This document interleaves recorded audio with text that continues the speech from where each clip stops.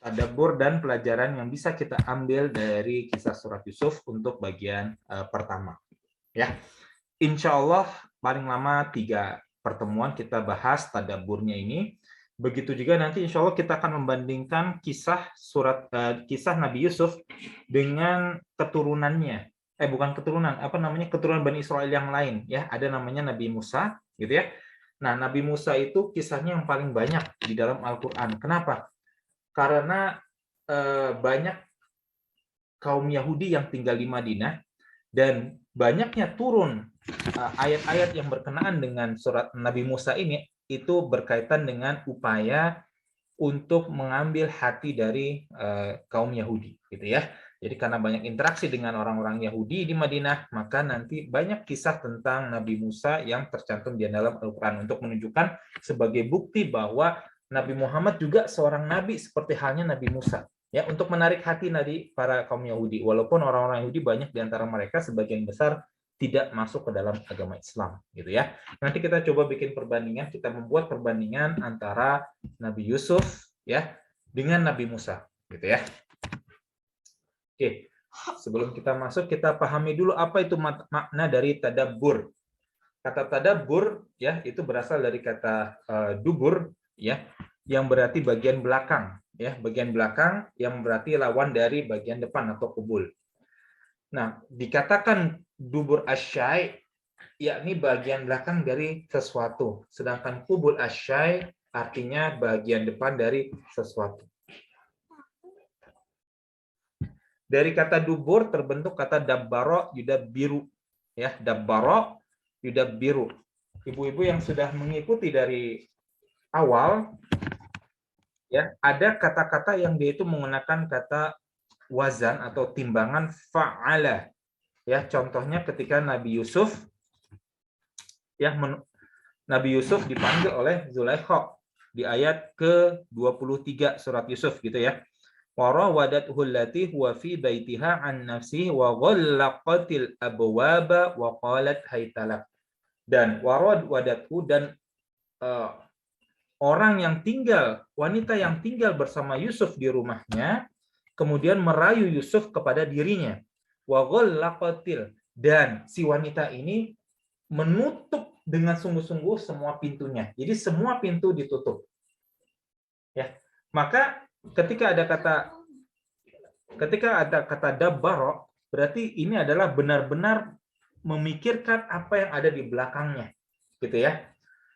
Seperti dalam kata tadabbartul amri yang artinya memandang, memperhatikan sesuatu yang ada di bagian akhirnya. Oleh sebab itu penekanan makna kata tadabbur terkait dengan sesuatu yang terdapat pada akhirnya. Maksudnya adalah ketika kita melakukan tadabbur Al-Qur'an, itu setelah kita baca, baru ketika sudah sampai di akhir baru kita mencoba memahami apa yang telah kita baca, gitu ya. Memahami apa yang telah kita baca. Ya, jadi tadabbur itu adalah pemikiran yang utuh, yang komprehensif, yang dapat mengantarkan seseorang kepada akhir petunjuk suatu kalimat ucapan dan tujuan-tujuannya. Ya, jadi kalau dikaitkan dengan Al-Qur'an, maka tadabbur Al-Qur'an pemikiran yang utuh, yang komprehensif, yang dapat mengantar kita kepada akhir dari petunjuk-petunjuk Al-Qur'an dan tujuan-tujuan akhir yang ingin dicapai dari membaca Al-Qur'an. Gitu ya. Jadi ketika ibu-ibu melakukan tadabbur Al-Qur'an, maka caranya adalah dengan yang pertama membaca dulu, lalu dirangkaikan dengan pemahaman yang mendalam dan komprehensif terhadap apa yang dibaca dari ayat-ayat Al-Qur'an. Pembacaan ini disertai dengan hadirnya hati untuk menyelaminya dan menghayatinya, tunduk dan patuh kepada seluruh anggota badan untuk mengamalkan segala sesuatu yang dituntut oleh Al-Qur'an untuk diamalkan. Tetapi kunci pertama melakukan tadabbur Al-Qur'an adalah ibu-ibu, ya termasuk saya juga harus bisa bahasa Arab, gitu ya. Jadi kalau membaca Al-Qur'an itu bagus, gitu ya. Membaca Al-Qur'an saja bagus, tapi kalau kurang kita dalami Al-Qur'an ini, maka dia tidak kering sih, tapi tidak mencapai tujuan yang diinginkan begitu. Ya, betapa banyak kita kalau misalkan hanya sekedar murotal Al-Qur'an ya di kampung misalnya. Orang-orang yang mendengarkan aja begitu. Dia tidak merasa tergerak hatinya gitu ya. Bahkan ketika ada ayat-ayat yang menyinggung tentang kebiasaan syirik misalnya di kampung tersebut, orang-orang hanya cuek aja gitu. Kenapa? Karena tidak paham artinya.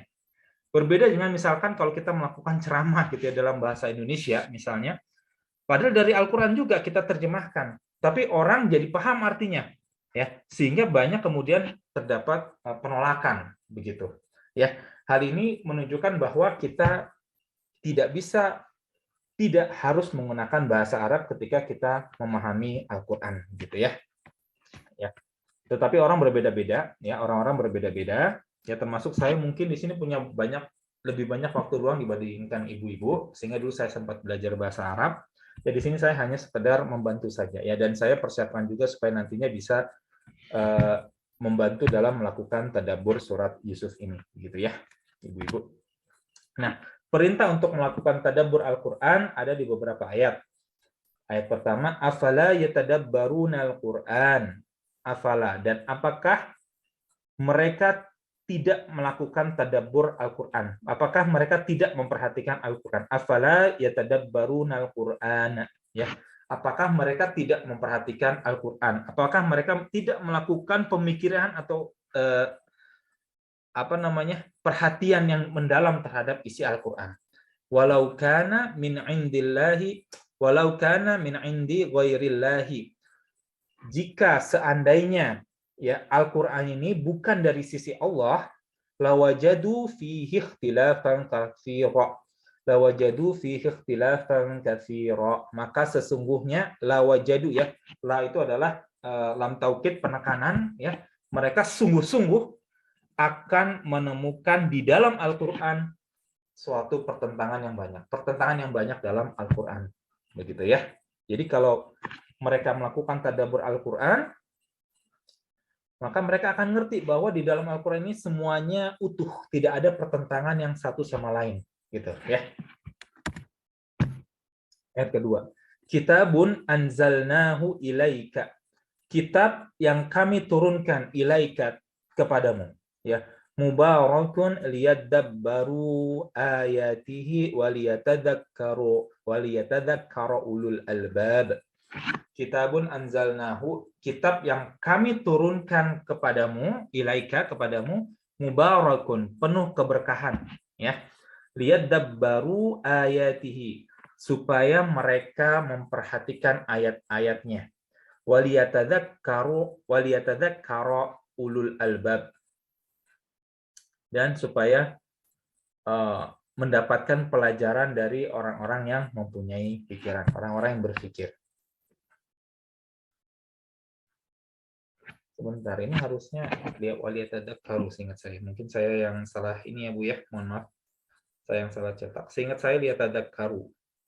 Jadi mereka melakukan tadabbur, mereka lalu mendapatkan pelajaran. Sebentar ya Ibu-ibu ya.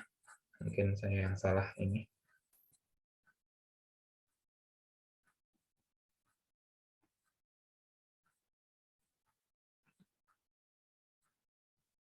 Oh benar. Ya, sudah benar ternyata ya. Waliyatadzakkaru. Ya Allah alam, tapi ternyata saya yang salah. Jadi waliyatadzakkaru, benar. Jadi ini sudah benar. Jadi mereka melakukan tadabbur terhadap Al-Qur'an, waliyatadzakkaru ulul albabi. Dan orang-orang yang mempunyai pikiran ya, ulul albab, orang-orang yang mempunyai pikiran ya, mereka juga bisa mendapatkan pelajaran gitu ya. Lalu ayat ketiga, afala yatadabbaruna al-Qur'ana am ala qulubin aqfaluha. Afala yatadabbaruna al-Qur'an. Afala yatadabbaruna al-Qur'ana. Maka apakah mereka tidak memperhatikan Al-Qur'an? Am ala qulubin aqfaluha, ataukah hati mereka am ala, ataukah ini kalau diterjemahkan secara harfiah ya, apakah di atas hati mereka sudah terkunci gitu ya. Apakah hati mereka itu kalau kita lihat dari atas itu sudah terkunci semua sehingga tidak ada tempat supaya Al-Qur'an itu masuk begitu ya. Jadi orang-orang yang tidak memperhatikan Al-Qur'an itu Allah ibaratkan sebagai orang yang hatinya terkunci, tertutup hidayah dari segala penjuru begitu. Ya. Maka sebagai seorang muslim, ya kalau kita mengaku muslim, maka kita harus melakukan tadabbur terhadap Al-Qur'an. Mau tidak mau, ya suka tidak suka. Ya, kalau tidak kita tidak akan pernah bisa paham isi Al-Qur'an begitu. Kalau kita tidak melakukan tadabbur terhadap isi Al-Qur'an. Ibnu Qayyim ya salah satu ulama murid dari Ibnu Taimiyah berkata, memahami Al-Qur'an dan merenungkannya akan membuahkan iman, ya. Adapun jika Al-Qur'an cuma sekedar dibaca tanpa ada pemahaman dan perenungan atau tadabbur, itu bisa juga dilakukan oleh orang-orang fajir, orang-orang ahli maksiat dan munafik, di samping dilakukan oleh pelaku kebaikan dan orang beriman. Paham ya? Jadi supaya kita menjadi orang yang beriman, ya, maka kita harus memahami isi Al-Qur'an dan melakukan tadabbur terhadap isi Al-Qur'an. Kalau hanya sekadar baca, tidak hanya orang beriman dan para pelaku kebaikan, tetapi orang-orang ahli maksiat dan munafik juga bisa membaca isi Al-Qur'an, membaca Al-Qur'an saja. Ya, dan betapa banyak di zaman sekarang itu orang-orang itu ya Al-Qur'an hanya sekadar dibaca, tidak masuk ke dalam hati. Sehingga kita jumpai banyak orang-orang yang lancar membaca Al-Qur'an, tapi mereka juga ternyata pelaku maksiat gitu ya. Walaupun ini juga karena manusia tidak ada yang sempurna gitu ya, kita tidak bisa mengaitkan bahwa keahlian mereka membaca Al-Qur'an, keahlian mereka membaca Al-Qur'an ya, itu tidak ada hubungannya dengan mereka melakukan maksiat sebenarnya. Tetapi bagi orang yang melakukan tadabbur Al-Qur'an, maka itulah ketika Al-Qur'an itu bisa menjadi penahan mereka dari melakukan maksiat yang lebih jauh begitu ya. Jadi ketika mereka mungkin hatinya digoda oleh syahwat melakukan zina, ketika mereka melakukan tadabbur terhadap isi Al-Qur'an, lalu mereka berusaha untuk menahan dirinya begitu. Ya, walaupun manusia sekali lagi hatinya lemah, ya inilah kenapa kita harus selalu meminta kepada Allah untuk ditetapkan ke atas agamanya, gitu ya, di atas agamanya. Ya muqallibal qulub, tsabbit qalbi 'ala dinik. Ya, wahai yang membolak-balikkan hati manusia, ya muqallibal qulub, tsabbit qalbi, tetapkan hatiku 'ala dinik, di atas agamamu, gitu ya. Tetapi jika mereka melakukan tadabbur Al-Qur'an, maka di sini ada benteng lebih kuat, gitu ya, benteng yang lebih kokoh bagi mereka dari segala jenis maksiat. Ya. Jadi untuk melakukan tadabbur Al-Qur'an ada 4 langkah. Pertama tentu ada ayat yang dibaca, dan ini kita sudah ada surat Yusuf. Kita menghidupkan hati, ya. Jadi jangan kita langsung menolak gitu ya. Ada orang-orang yang ketika kita mencoba ajak berdakwah lalu dia nggak mau dengar, langsung tutup telinga, gitu kan ya. Ada yang seperti itu, dan itu termasuk diantaranya adalah kaum Nabi Nuh. Kalau ibu-ibu di sini banyak, saya yakin di sini sudah banyak yang hafal juz-juz akhir gitu ya. Ada di surat Nuh ketika Nuh mengeluhkan kepada Rabb, kepada Allah, bahwa kaumnya itu menutup telinganya dari ajakan dakwah yang dilakukan oleh Nabi Nuh. Gitu ya. Di surat Nuh itu di juz ke-29. Ya. Di dalam surat Nuh di juz ke-29. Wa inni kullama da'awtuhum litaghfira lahum ja'alu asabi'ahum fi adanihim wastawshaw thiyabahum wa asarru wastakbaru istikbara. Dan sesungguhnya aku, ya Nabi Nuh maksudnya, setiap kali aku menyuruh mereka untuk beriman agar engkau mengampuni mereka, mereka memasukkan jari-jari mereka ke telinga mereka dan mereka menutupkan baju mereka ya ke wajah mereka, dan mereka tetap mengingkari dan sangat menyombongkan diri, gitu ya. Jadi ini adalah hati orang-orang yang mati gitu ya. Jadi mereka sama sekali tidak mau mendengarkan dakwah ya, ditolak ya, langsung ditolak. Kemudian kita mendengarkan dengan seksama gitu ya, mendengarkan dengan seksama. Lalu kita tidak lalai dan memahami maksud ucapan. Nah, ini maksudnya ketika kita hendak memahami maksud ucapan, maka kita harus paham, kita harus memahami bahwa Al-Qur'an ini diturunkan dengan bahasa Arab, maka adalah kewajiban kita untuk mempelajari bahasa Arab. Ya, tapi sekali lagi orang berbeda-beda ya, orang-orang berbeda-beda, maka kita memerlukan guru, dan kita kadang-kadang bisa jadi kita memerlukan terjemahan. Walaupun sekali lagi terjemahan tidak 100% bisa mengantarkan kita kepada isi dari Al-Qur'an sebenarnya. Nanti akan saya berikan contoh di sini. Maksudnya apa? Kenapa kalau kita tidak paham bahasa Arab, kita tidak bisa dapat feeling-nya, itu tidak dapat begitu. ya. Ini ada di ayat kedua, inna anzalnahu Qur'anan Arabiyyan la'allakum ta'qilun. Sesungguhnya kami telah menurunkan Al-Qur'an dengan berbahasa Arab, ya, supaya kamu berpikir, gitu ya. Jadi kalau kita ingin memikirkan isi Al-Qur'an, ya, ingin memahami isi Al-Qur'an, maka kita harus paham bahasa Arab, ya.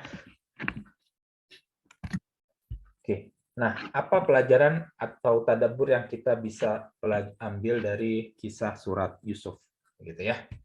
Ini kita mulai pelan-pelan masuk ke dalam isi dari surat Yusuf, ya, ibu-ibu ya.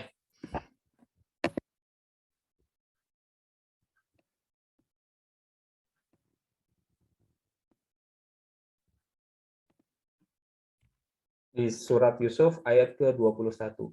Ini saya pikir pelajaran yang paling berharga yang bisa kita ambil dari surat Yusuf. وَقَالَ الَّذِي اشْتَرَاهُ مِنْ مِصْرَ لِامْرَأَتِهِ أَكْرِمِي مَثْوَاهُ عَسَىٰ أَنْ يَنْفَعَنَا أَوْ نَتَّخِذَهُ وَلَدًا وَكَذَلِكَ مَكَّنَّا لِيُوسُفَ فِي الْأَرْضِ وَلِنُعَلِّمَهُ مِنْ تَأْوِيلِ الْأَحَادِيثِ وَاللَّهُ غَالِبٌ عَلَى أَمْرِهِ وَلَكِنَّ أَكْثَرَ النَّاسِ لَا يَعْلَمُونَ. Ya, bagian awalnya ini masih tentang kisah surat Yusuf, tapi bagian akhirnya nanti yang penting. Dan orang Mesir yang membelinya berkata kepada istrinya, berikanlah kepadanya tempat dan layanan yang baik. Boleh jadi dia bermanfaat kepada kita, atau kita angkat dia sebagai anak. Dan demikianlah kami memberikan kedudukan yang baik kepada Yusuf di muka bumi, maksudnya di Mesir, ya, di tanah Mesir. Dan agar kami mengajarkan kepadanya takbir mimpi, atau yang pernah saya berikan ketika membahas surat Yusuf, itu adalah pemahaman tentang semua ucapan atau kata-kata atau percakapan di rumah Al-Aziz, gitu ya.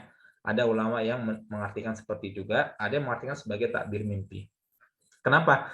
Karena Allah kemudian menggunakan kata yang berbeda nanti untuk mimpi, gitu. Allah menggunakan kata menggunakan kata ru'yah, ya, ketika Al-Malik bercerita tentang mimpinya, ya. Al-Malik mengatakan kepada para pembantunya, ya, waqala al-maliku ini ara sab'a baqaratin. Jadi menggunakan kata ru'yah, gitu ya. Atau juga ketika dua orang pemuda yang bersama dengan Nabi Yusuf masuk ke dalam penjara, juga menggunakan kata ru'yah. Qala ahaduhuma inni arani a'siru khamra, gitu ya. Jadi digunakan kata ru'yah. Lalu digunakan kata ahlam, ya, qalu adghathu ahlam. Jadi mimpi yang tidak jelas, ya, ahlam. Jadi ketika para pembantunya Raja Mesir, ya, tidak bisa menakwilkan mimpi, lalu digunakan kata adghathu ahlam. Ini mimpi yang berserakan, ini nggak jelas maksudnya apa. Nah, makanya ada ulama yang berpendapat bahwa al-ahadits di sini maksudnya adalah percakapan-percakapan, ya. Nah, ini kalimat yang pentingnya. Wallahu ghalibun ala amrihi walakinna aktsaron nasi la ya'lamun. Ini adalah bagian yang pentingnya yang di sini yang harus kita pahami. Dan Allah berkuasa terhadap urusannya. Urusan di sini, nya di sini, ya, ghalibun ala amrihi. Di sini kembali kepada Allah. Jadi Allah berkuasa, Allah menjadi pemenang atas segala urusannya. Apapun yang diinginkan Allah, itulah yang terjadi. Ini yang harus kita pahami, dan ini adalah bagian dari iman kepada takdir yang harus kita pahami dari kisah surat Yusuf. Walakinna aktsaron nasi la ya'lamun. Tetapi kebanyakan manusia tiada mengetahuinya. Ya, coba kita ambil pelajaran tentang iman ini, ya, dari kisah surat Yusuf. Ya, dan kita harus pahami bahwa ketika Nabi Yusuf menjalani hidupnya, ya, di kisah surat Yusuf ini, kalau dari sudut pandang Nabi Yusuf, dia tidak tahu ke depannya dia itu akan menjadi seperti apa, begitu. Itu harus kita pahami, ya.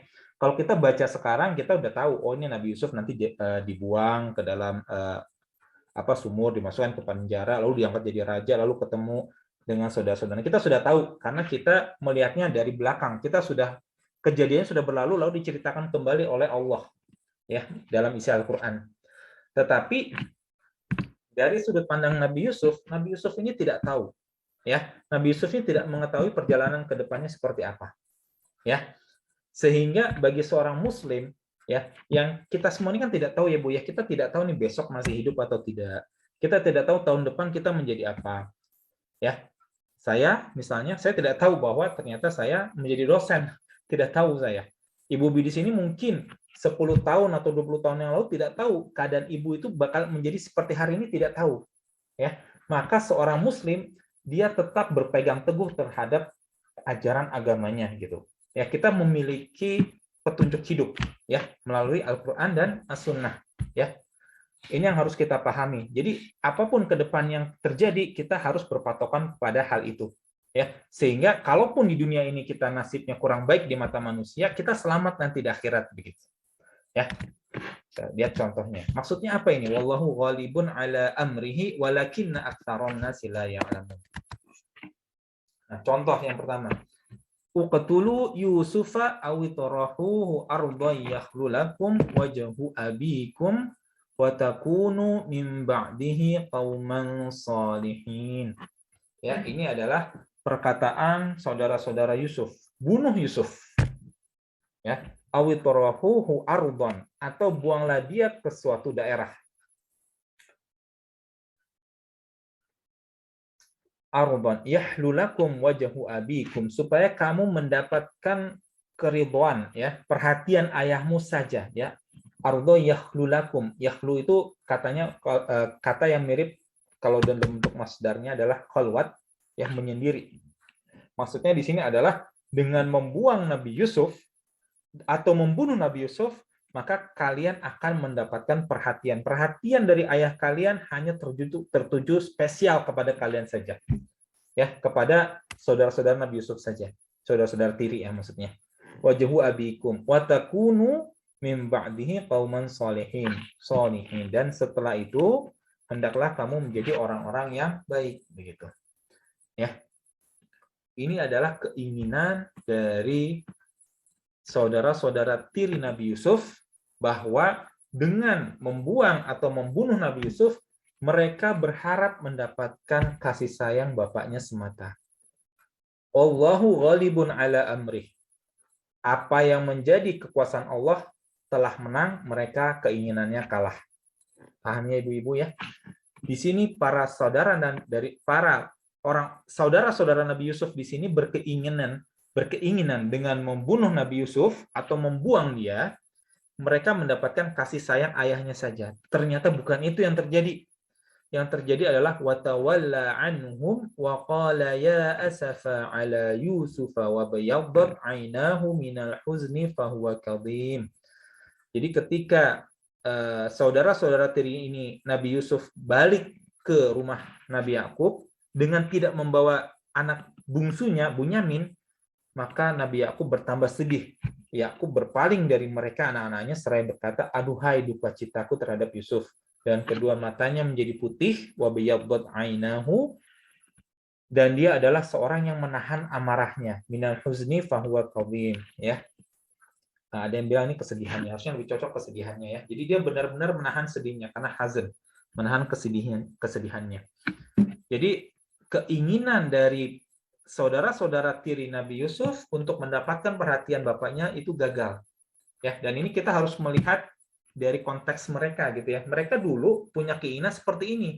Ternyata setelah puluhan tahun mereka sudah membuang Nabi Yusuf entah kemana mereka tidak tahu, dan dalam pikiran mereka Nabi Yusuf juga sudah mati begitu. Dalam pikiran mereka Nabi Yusuf ini sudah tidak ada gitu. Ya, ternyata ayah mereka masih menginginkan atau masih merindukan terhadap Yusuf, Nabi Yusuf. Ya, Masya Allah. Ya, ini adalah satu pelajaran penting ya. Tidak semua keinginan kita ini akan berhasil. Ini adalah keinginan buruk ya. Ini adalah keinginan buruk. Alhamdulillah gagal gitu. Tapi tidak semua keinginan yang baik itu juga berhasil. Tidak semua. Ya, tidak semua keinginan yang baik itu yang menurut kita baik itu berhasil. Ya, dan sini adalah pelajaran penting bahwa kita harus mengimani terhadap takdir. Apa yang Allah inginkan terjadi, maka kita harus menerima. Dan kita harus melakukan tindakan yang terbaik berdasarkan takdir yang ada. Gitu. Ya, contoh yang lainnya adalah qala inni la yahzununi an tadhhabu bihi wa aqafu ay ya'kulahu dhi'bu wa antum anhu ghafilun. Ya, qala Nabi Yakub berkata, ini sesungguhnya aku la yahzununi, menyedihkanku, ya, ini sesungguhnya aku la yahzununi, sangat menyedihkanku antadhabu bihi, jika kalian pergi bersamanya. Ya, ini terjemahan secara perkata ya, tetapi maksudnya adalah Nabi aku berkata, sesungguhnya ini benar-benar saya ini sedih antadhabu, kalau kalian pergi bersamanya. Wa akhafu, dan saya takut, ya, saya takut, wa akhafu ayyakulahu dzi'bu, ya. Khauf di sini adalah takut, maksudnya takut ke depannya, ya. Khauf ini hazan ini adalah sedih. Kalau hazan di sini maknanya sedih. Ya, sedih adalah sesuatu yang terjadi begitu. Jadi ini takut, Nabi Yakub ini takut bahwa ayyakulahu dzi'bu, kalau dia dimakan oleh serigala. Wa antum anhu ghafilun, sedangkan kamu lengah, ya, lalai terhadapnya. Ya, Nabi Yakub sangat khawatir, ya, bahwa Nabi Yusuf ini nantinya akan dimakan serigala, begitu. Ya, dan kemudian takdir inilah yang terjadi dalam tanda kutip, karena sebenarnya terjadi bukan dimakan serigala. Nabi Yakub jelas dia tidak berharap Nabi Yusuf tidak dimakan serigala. Ya, di sini sudah diingatkan bahwa kamu jangan lengah, ya. Secara implisit, ya, secara implisit Nabi Yakub memperingatkan kepada anak-anaknya supaya menjaga Nabi Yusuf supaya tidak dimakan serigala, gitu. Secara implisit di sini, ya. Karena dia mengatakan, saya khawatir nanti dia makan serigala kalau kamu lengah, begitu. Berarti secara implisit Nabi Yakub itu memperingatkan anak-anaknya supaya menjaga Nabi Yusuf supaya tidak dimakan serigala. Tetapi wallahu ghalibun ala amrihi walakinna aktsaron nasi la ya'lamun. Ya, Allah menang atas segala perkara yang sudah dia tetapkan. Waja'u ala qamisihi bidamin kadzib. Mereka datang, ya, saudara-saudara tiri Nabi Yusuf ini datang menghadap Nabi Yakub dengan membawa gamis yang berlumuran darah palsu. Qala bal sawwalat lakum anfusukum amra.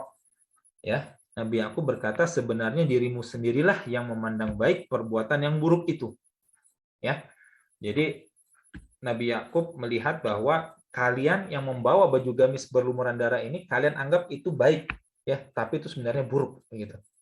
Fasabrun jamil, maka kesabaran yang indah, wallahul musta'anu ala ma tasifun, dan kepada Allah sajalah, ya, aku memohon pertolongan, ya, dan Allah sajalah dimohon pertolongannya terhadap apa yang kamu ceritakan.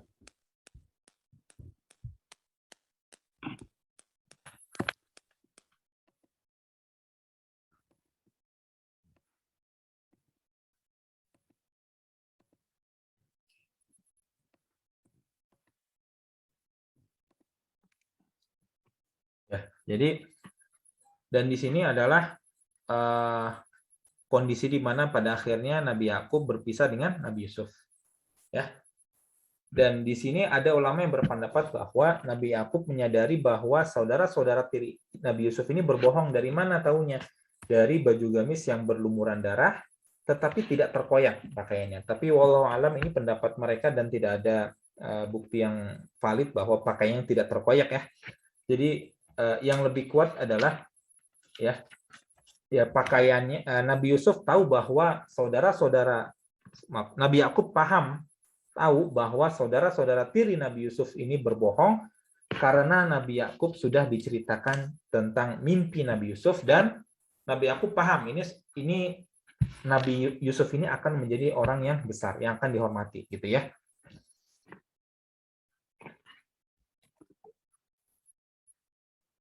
Makanya di sini Nabi Yakub kemudian beriman kepada takdir, ya, beriman kepada takdir Nabi Yusuf. Nabi Yakub tahu bahwa Allah tetap tempat untuk memohon pertolongan, ya. Dia sudah memahami karena dia adalah nabi, gitu, ya.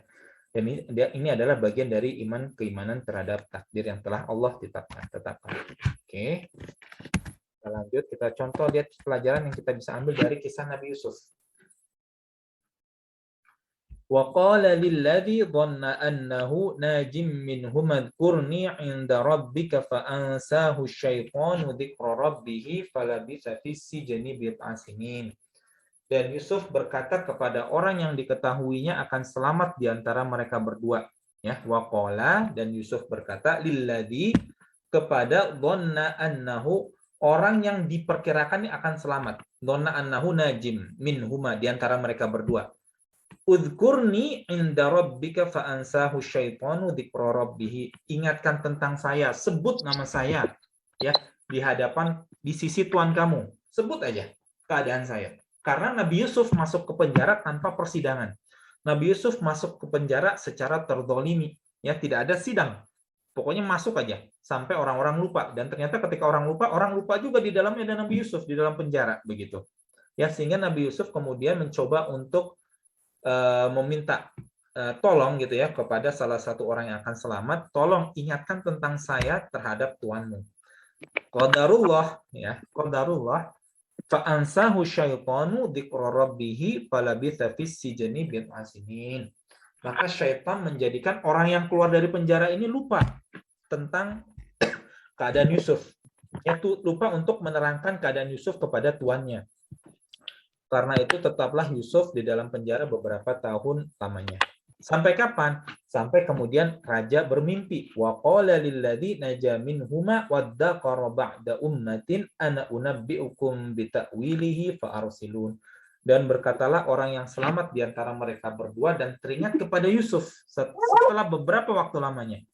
Aku akan memberitakan kepadamu tentang orang yang pandai menakdirkan mimpi itu, maka utuslah aku kepadanya. Ya. Jadi ini adalah juga salah satu twist gitu ya, salah satu plot yang Allah tetapkan terjadi begitu ya, dan Allah mengeluarkan Nabi Yusuf di saat yang terbaik. Kalau Nabi Yusuf keluar begitu saja, maka Nabi Yusuf tidak akan menjadi seorang yang tinggi, tidak akan menjadi seorang tangan kanan raja, hanya keluar aja begitu ya, kemungkinan besar hanya keluar saja ya, dan kondisinya juga tetap orang akan memandang dia hina ya, karena tidak bisa dibersihkan namanya. Tetapi di sini kemudian Allah atas segala hikmahnya, dengan segala hikmahnya kemudian membuat si orang tersebut lupa dan kemudian Yusuf dikeluarkan dalam waktu yang tepat. Ya, dalam waktu yang tepat. Ya, sekali lagi ibu-ibu, kita melihat di sini mungkin datar-datar aja, tetapi kalau kita memposisikan diri kita sebagai Nabi Yusuf, maka beliau sebagai orang di dalam penjara, maka pasti dia akan tersiksa sekali karena dia harus menunggu lama lagi. Dia harus menunggu lebih lama lagi di dalam penjara sebelum dia bisa bebas. Kalau kita berdiri di posisi Nabi Yusuf begitu, ya. Dan kita harus mencoba untuk memahami cerita. Ketika kita memahami isi Al-Quran, coba kita menempatkan diri sebagai orang dari bagian dari cerita. Ya, jangan kita menjadi orang yang di luar cerita. Kalau kita di posisi luar, kita melihat cerita Nabi Yusuf ini datar gitu. Tetapi kalau kita masuk ya, memposisikan diri sebagai Nabi Yusuf, sebagai orang yang sudah menolong salah satu orang yang dimintai takwil mimpinya, kemudian masih berada di dalam penjara lebih lama lagi, maka kita paham penderitaan yang dihadapi oleh Nabi Yusuf begitu. Ya, di sini juga salah satu plot twist ya, salah satu salah satu cobaan yang diberikan kepada Allah kepada Nabi Yusuf ya, untuk meningkatkan derajatnya nantinya. Ya, dan Allah meningkatkan benar-benar derajatnya ketika keluar dari penjara. Kemudian ini juga salah satu plot twist yang saya pikir sangat luar biasa sekali ya. Yang bagian ini spesialnya sangat luar biasa sekali. Qalat fadalikunna alladzi lumtunnani fi. Wanita itu berkata, siapa? Istri Al-Aziz. Wanita itu berkata, itulah orang yang kamu cela ya. Fadalikunna, itulah orang yang kamu cela alladzi lumtunnani fi. Karena aku tertarik kepadanya ya, lumtunnani fi. Walaqad rawatuhu an nafsihi fasta'sam. Ya, dan sesungguhnya ya, walaqad, dan sesungguhnya, benar-benar, laqad, qad ini sesungguhnya, lam ditambah lam taukid ya, itu berarti benar-benar saya ini merayu dia. Di sini istri Al-Aziz dalam kondisi bukan tidak tahu malu, karena pada saat itu semua orang di dalam perkumpulan itu semuanya sedang tertarik kepada Yusuf, sehingga mereka itu istri Al-Aziz ini seolah-olah memiliki keunggulan kompetitif gitu ya kalau bahasa bisnisnya, karena para wanita-wanita tersebut mereka langsung tertarik kepada Yusuf padahal baru bertemu, sedangkan si wanita ini sudah lama menahan hasratnya kepada Nabi Yusuf begitu. Sehingga seolah-olah ya saya sudah lama menahan, kalian baru ketemu aja langsung begitu, langsung memotong-motong tangannya, bukan gitu ya di dalam kisah di dalam ayat sebelumnya. Jadi di sini benar-benar digunakan walaqad, dan benar-benar walaqad rawatuhu, aku merayunya an nafsi, untuk diriku, fastaqsam, tetapi dia menahannya, dia menolak, ya dia menolak ajakanku. Wala illam yaf'al ma amuruhu la yusjananna wa la yakuna minas saghirin.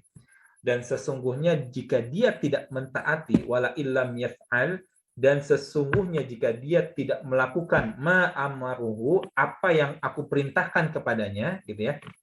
Artinya seperti itu, wala illam yaf'al ma amuruhu, dan jika dia tidak melakukan apa yang aku perintahkan kepadanya, la yusjananna, maka dia akan dipenjara, wala yakuna minas saghirin, dan dia akan menjadi orang yang hina. Plot twist-nya ya, ternyata Allah menghendaki yang lain, kebalikannya 180 derajat. Wanita itu berkata, orang ini kalau tidak nurut, maka dia akan dipenjara dan menjadi orang-orang yang hina, orang-orang kecil, as-saghirin, orang-orang kecil, orang-orang hina.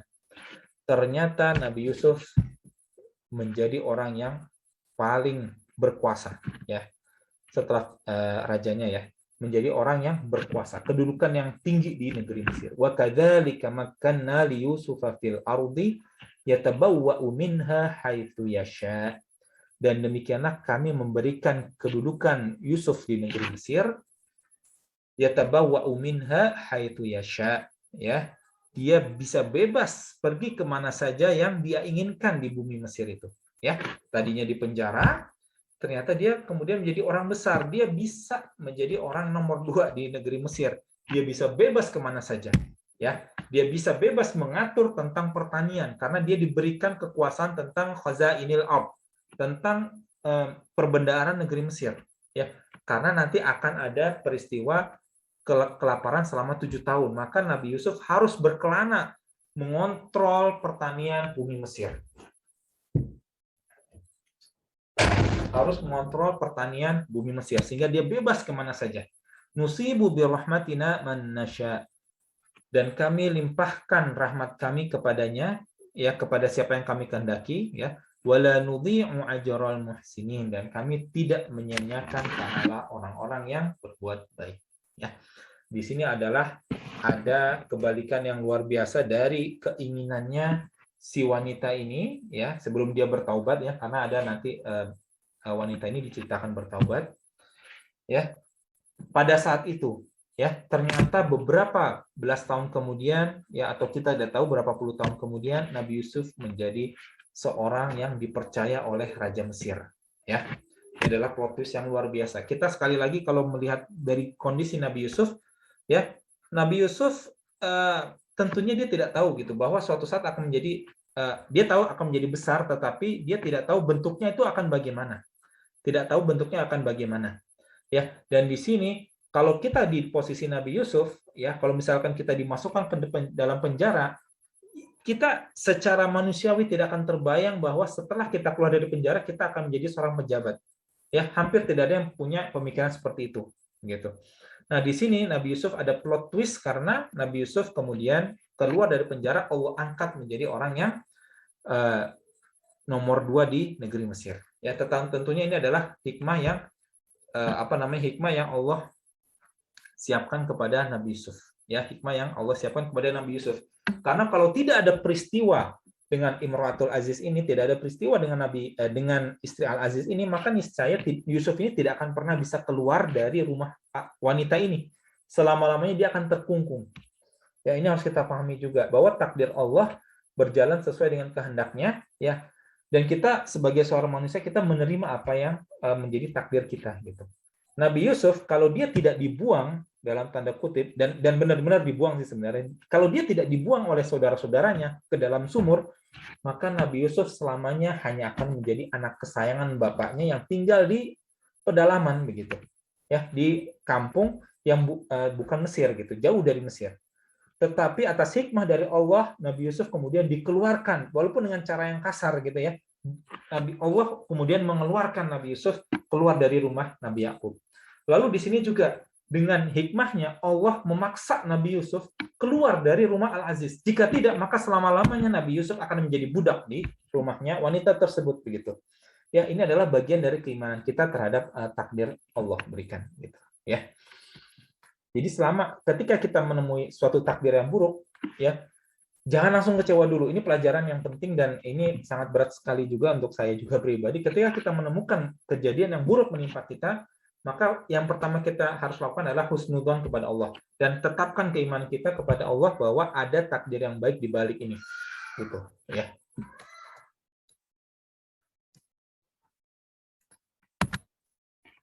Oke, pelajaran berikutnya dari kisah Nabi Yusuf adalah tentang dakwah Nabi Yusuf. Nabi Yusuf berdakwah juga di penjara dan ini juga menjadi pelajaran untuk kita semua bahwa dimanapun keadaan kita berusaha untuk senantiasa untuk berdakwah. Ya, kita mengajak manusia ke jalan Allah.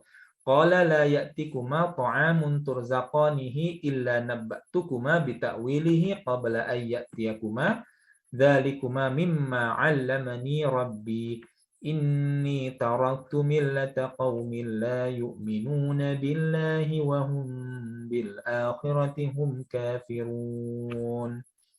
Ya, jadi ini bagian akhirnya aja yang saya terjemahkan. Bagian awalnya itu hanya tentang Nabi Yusuf berkata bahwa sebelum jatah makan siang datang, gitu ya, nanti saya sudah selesai menakwilkan mimpi kalian. Jadi ini sesungguhnya aku taraktu millata qaumil la yu'minuna billah. Aku meninggalkan agama kaum yang tidak beriman kepada Allah, wa hum bil akhirati hum kafirun. Ya, dan mereka tidak mempercayai hari akhir. Mereka menolak hari akhir. Mereka kafir terhadap hari akhir. Ya, jadi di sini jelas tidak mengacu kepada Nabi Yakub dan anak-anaknya. Tidak. Lalu siapa? Tentunya ini adalah mengacu kepada orang-orang yang memasukkan Nabi Yusuf ke dalam penjara. Mereka adalah orang-orang yang tidak beriman kepada Allah dan hari akhir.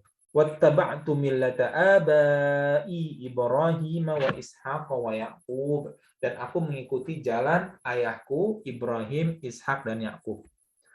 Wa ma kana lana an nusyrika billahi min syai'. Dan kami tidak menyekutukan Allah dengan sesuatu apapun. Ini adalah dakwah yang harus kita lakukan pertama kali. Kita harus berdakwah bahwa Allah tidak boleh disekutukan dengan segala apapun, gitu ya. Kita tidak boleh berbuat syirik. Ya, ketika kita menyembah maka kita hanya menyembah Allah semata. Ini adalah dakwah tauhid yang pertama. Ya, dan dakwah para nabi, ya, kesemuanya yang pertama adalah dakwah tauhid, mengajak kepada Allah semata, ya, dan menjauhi taghut. Dzalika min fadlillahi 'alaina wa 'alan nasi walakinna aktsaron nasi la yashkurun. Itulah keutamaan yang Allah berikan kepada kami wa 'alan nasi dan kepada manusia walakinna aktsaron nasi la yashkurun. Tetapi sebagian manusia tidak bersyukur, ya, sebagian manusia tidak bersyukur, ya. Sebagian besar manusia mereka melakukan syirik kepada Allah. Dan mereka tidak bersyukur, tidak berterima kasih kepada Allah, gitu ya. Jadi mereka di sini konteksnya sudah pernah saya jelaskan bahwa mereka orang-orang ini, ya, ketika mereka mensekutukan Allah, maka mereka orang-orang yang kufur, ya, lawan dari syukur, gitu kan ya. Syukrun itu lawannya kufur. Jadi orang-orang yang mereka melakukan syirik, maka mereka tidak bersyukur kepada Allah. Ya sahibai sijani a'arbabum mutafarriquna khairun amillahul wahidul qahar. Wahai penghuni penjara, apakah Tuhan-Tuhan a'arbabun, apakah Tuhan-Tuhan mutafarriqun yang berbeda-beda, khairun amillahul wahidul qahar. Apakah mereka yang lebih baik ataukah Allah yang satu yang lebih perkasa, gitu ya. ma ta'buduna min dunihi illa asma'an sammaitumuha antum wa aba'ukum ma anzalallahu biha min sultan. Tidaklah kalian menyembah tidaklah kalian menyembah ini kecuali nama-nama yang kalian berikan kepada mereka atau bapak-bapak kalian berikan kepada mereka, ma anzalallahu biha min sultan, yang Allah tidak yang lebih enak ya. Sebentar Ibu ya.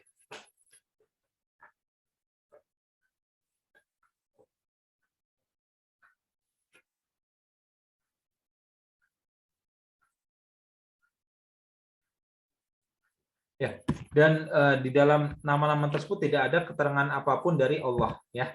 Inil hukmu illa lillah, sesungguhnya adalah hukum dari Allah, amara alla ta'budu illa iyyah.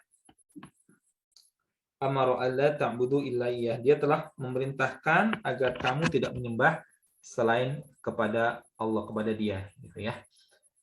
Dzalika dinul qayyimu walakinna aktsarun nasi la ya'lamun. Dan itulah agama yang lurus ya, tetapi sebagian besar manusia tidak mengetahui. Jadi ini adalah step dakwah Nabi Yusuf ketika di penjara, dan ini adalah pelajaran penting bagaimana kita berdakwah kepada masyarakat. Ya, di sini Nabi Yusuf menampakkan sebagai seorang yang baik gitu ya. Jadi seorang pendakwah itu harus memiliki akhlakul karimah, memiliki akhlak yang baik. Orang harus melihat beliau ya, seorang pendakwah adalah orang yang baik. Ya, jangan sampai kita ditolak dakwahnya karena orang melihat kita itu bukan orang yang baik, bukan orang yang amanah gitu. Ya, baru setelah orang melihat kita baik sifatnya, akhlaknya, baru kemudian kita bisa melakukan dakwah. Karena jangankan orang yang jahat, yang benar-benar jahat sejak awal, orang yang baik pun seperti Nabi Muhammad itu ketika melakukan berdakwah itu ditolak oleh kaumnya. Padahal kaumnya sebelum Nabi Muhammad melakukan dakwah itu dianggap sebagai al-amin, orang yang terpercaya. Jadi kita jangan sampai merusak nama dai dengan akhlak yang buruk begitu ya. Di sini lalu kemudian Nabi Yusuf mulai dari tauhid kepada Allah, larangan terhadap syirik gitu ya. Lalu kemudian menafikan Tuhan-Tuhan yang disembah oleh orang-orang kafir begitu ya. Ini adalah dakwah yang pertama ketika kita berdakwah kepada masyarakat.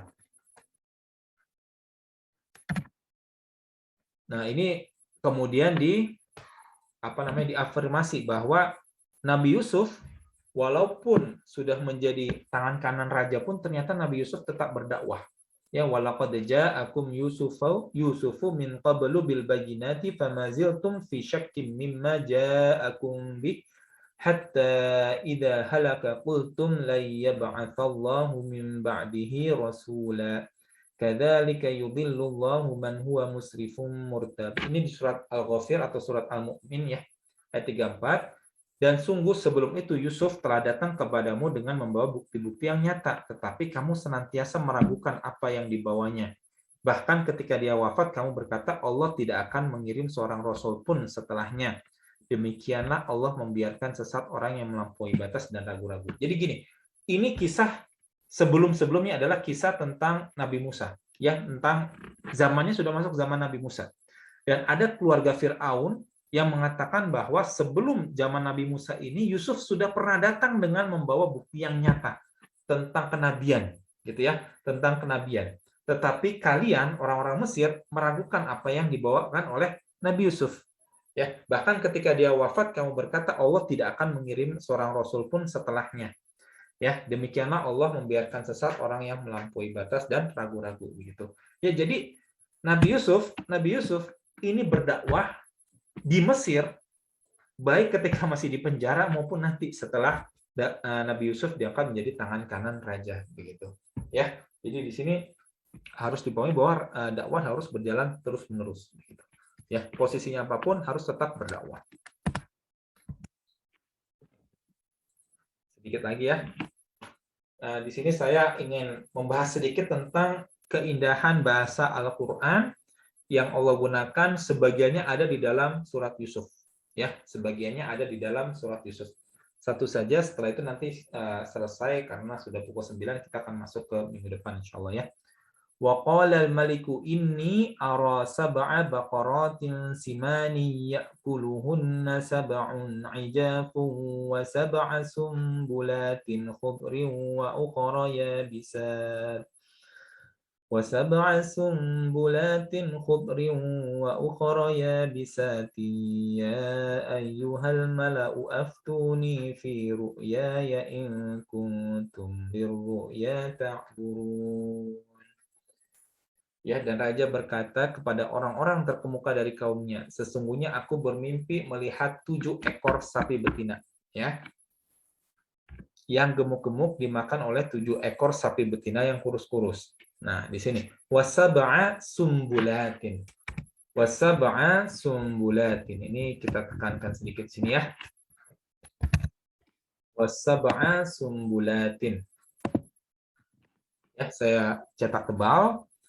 7 bulir gandum yang hijau. Sumbulatin khudrin.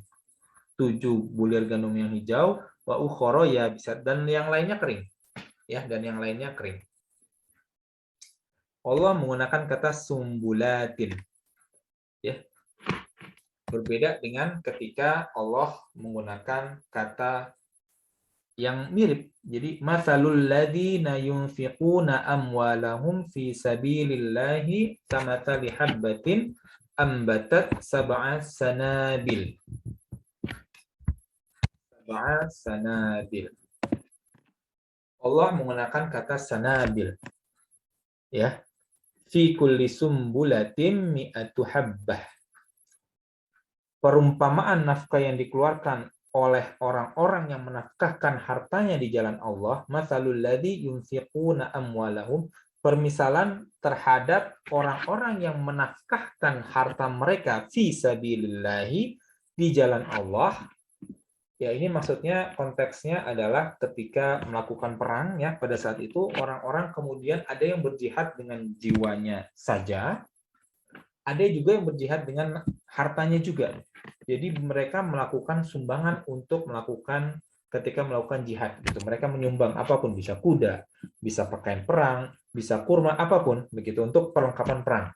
Nah, Allah melakukan perumpamaan terhadap orang-orang ini, ya, kamasalin, seperti halnya habbatin ambatat sab'a sanabil, serupa dengan sebutir benih yang menumbuhkan 7 bulir, ya, sana sab'a sanabil fi kulli sumbulatin mi'atu habbah, pada tiap-tiap bulir 100 biji gitu, ya. Jadi di sini Allah menggunakan kata sanabil jamak kasroh. Kenapa? Karena ini ketika gunakan kata sanabil itu adalah dari 3 hingga tak hingga, ya. Menjadi tak hingga, menjadi sangat banyak sekali. Ya. Kenapa? Karena di sini konteksnya adalah setiap bulir akan menghasilkan bulir-bulir yang biji yang sangat banyak sekali. Berbeda dengan kasus sebelumnya ketika dikatakan wasab'a sumbulatin, 7 bulir. Memang benar-benar hanya ada 7. Tetapi di ayat yang lain ini digunakan kata sanabil. Kenapa? Karena di sini Allah menggambarkan suatu yang sangat banyak sekali. Sab'a sanabil, 7 bulir yang masing-masing bulirnya ada 100 biji. Jadi jumlahnya tak hingga begitu. Ya, kira-kira seperti itu. Sab'a sanabil. Jadi masing-masing benih menumbuhkan 7 bulir, pada tiap-tiap bulir 100 biji. Jadi jumlahnya itu menjadi sangat tak hingga sekali, banyak sekali. Ya. Sedangkan yang di konteks sebelumnya adalah benar-benar memang hanya 7, ya, 7 bulir gandum hijau. Tetapi di sini digambarkan ini bijinya yang sangat banyak. Jadi menjadi tak hingga. Gitu ya. Menjadi jumlah yang tak hingga.